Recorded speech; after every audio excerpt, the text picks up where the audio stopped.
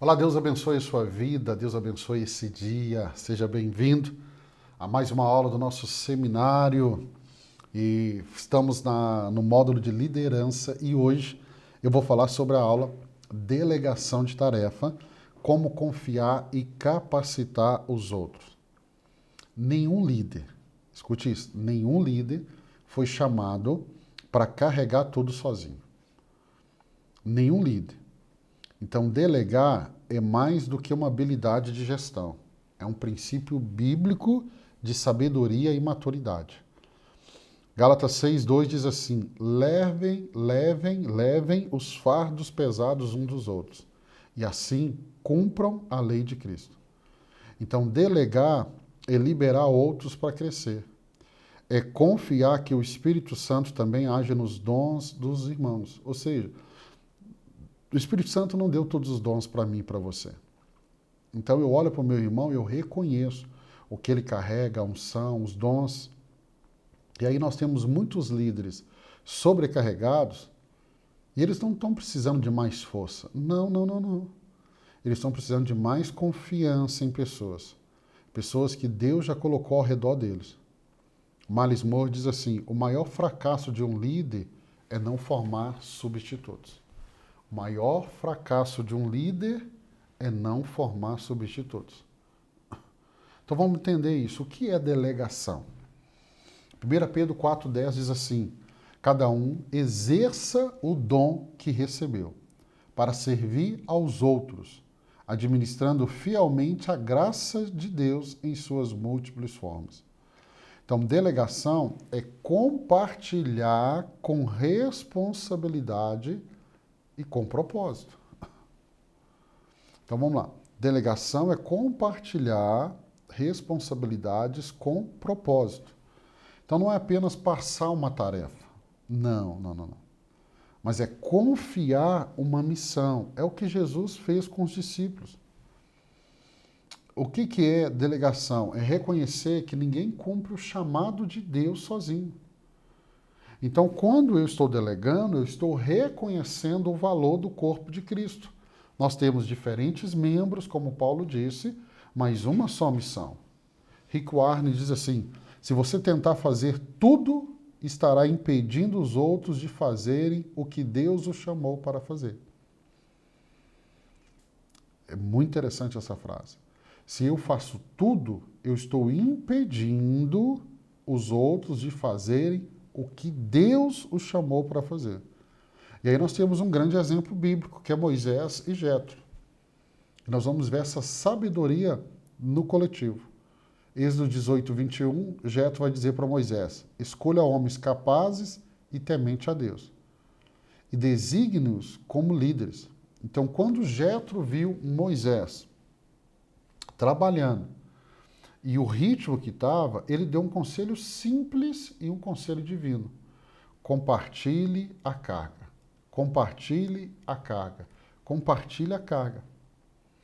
E esse momento vai marcar um novo tempo no ministério de Moisés, porque o povo foi atendido com mais excelência, os líderes cresceram no exercício de autoridade, Moisés teve tempo e foco para ouvir Deus. John Maxwell diz assim: líderes que não delegam acabam cansados, cercados de espectadores e não de colaboradores. Deu uma travada aqui.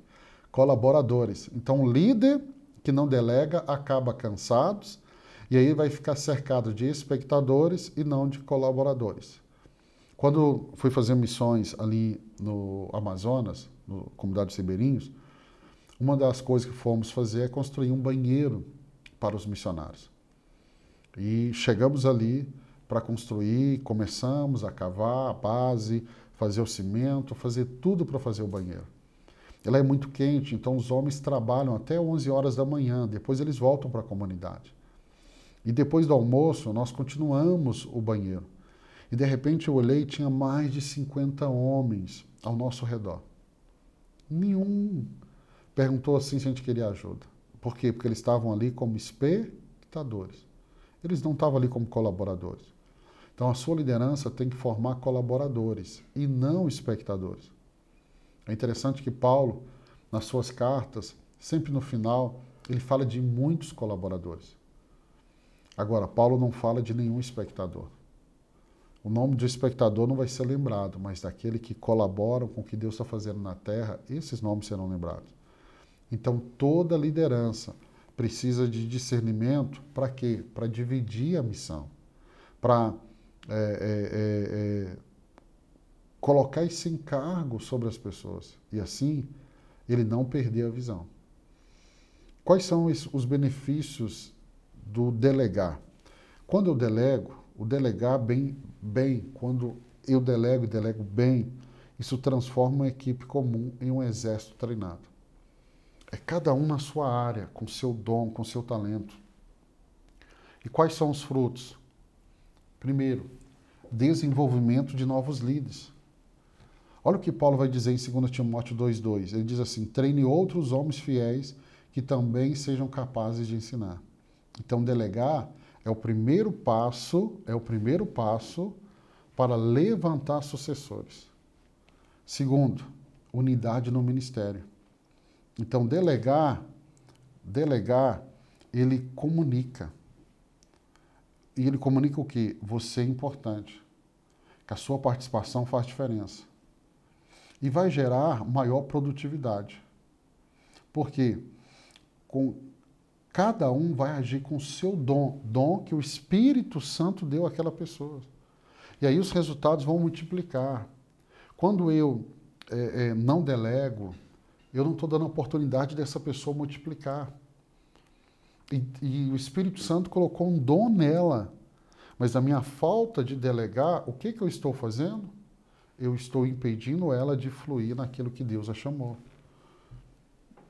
Quando eu delego, vai haver prevenção de desgaste. Por quê? Porque o ministério se torna sustentável. Ele se torna sustentável quando há distribuição de responsabilidade.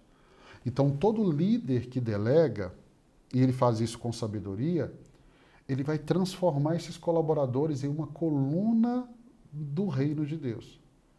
Agora, fique muito atento, porque existe barreiras à delegação eficaz. Quais são as barreiras? Porque os benefícios são claros e muitos líderes enfrentam dificuldade para delegar. Olha os obstáculos. Primeiro, falta de confiança. É o medo que o outro não faça como ele faria. Só que confiar faz parte do processo de discipulado. Eu preciso confiar. Segundo, perfeccionismo. Buscar excelência é totalmente diferente de exigir perfeição. Então, perfeccionismo, ele sufoca. Ele sufoca o crescimento e sufoca o crescimento dos outros. Outra coisa, líderes que têm um desejo de controle.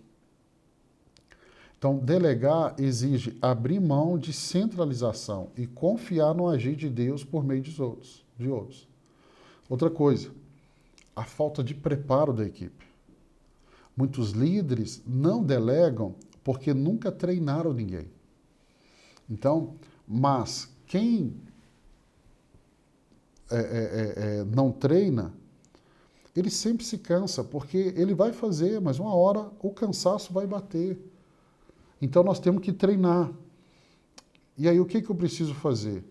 Delegue, mas faça isso de forma eficaz. Delegar com sabedoria, você está me ouvindo falar sempre essa expressão, delegar com sabedoria, ela vai exigir um processo claro e um processo espiritual. Vamos lá. Primeiro, identifique os dons e identifique os perfis. 1 Coríntios, capítulo 12, verso 4. Há diferentes dons, mas o Espírito é o mesmo. Então, observe que tem aptidão, tem dom, tem o coração para a tarefa. Então, observe isso. Observe os dons, o talento, a história da pessoa, a caminhada, aquilo que ela se preparou, aquilo que ela é boa para fazer. Então, você precisa identificar o perfil e o dom.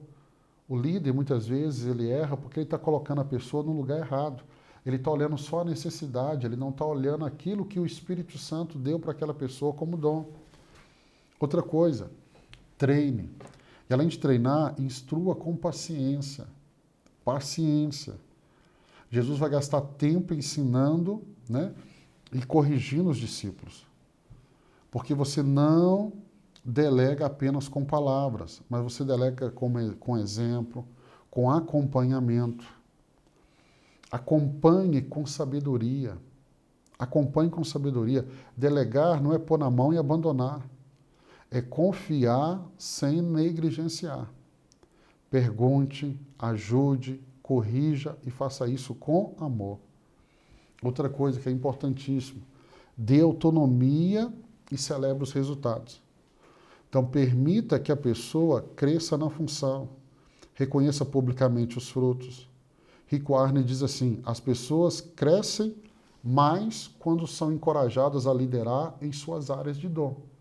Identifiquei o dom, encoraja ela. Encoraja ela.